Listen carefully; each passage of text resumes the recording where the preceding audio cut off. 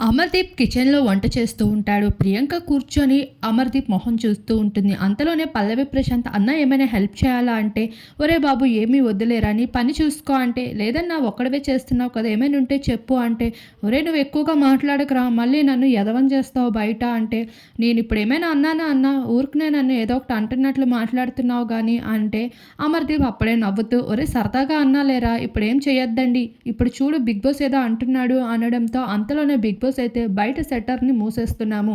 మీ పనులేమైనా ఉంటే త్వరగా చేసుకోండి అంటూ చెప్పడంతో ఇంక ప్రియాంక అయితే పరుగులెడుతుంది తన బట్టల కోసం. మరొక వైపు పల్లవి ప్రశాంత్ అయితే యాపిల్‌ని తింటూ ఏం చేయాలో అర్థం కాక ఏమీ తోచక శివాజీ దగ్గరికి వెళ్తూ ఉంటాడు. ఇంకోవైపు అమర్‌దీప్ మాత్రం ఎంతో కంగారుగా సీరియస్‌గా అయితే వంటని చేసేస్తూ ఉంటాడు. ఇక అమర్, శివాజీలు ఎప్పుడైనా సరే కిచెన్‌లో వెళ్తే వాళ్ళ పనులు వాళ్ళే చేసి వాళ్ళైతే ప్రశంసించుకోవాలని ట్రై చేస్తూ ఉంటారు. ఇప్పుడు శివాజీలోనే అమర్‌దీప్ కూడా సింగిల్‌గానే వంట చేస్తూ కనిపిస్తున్నాడు.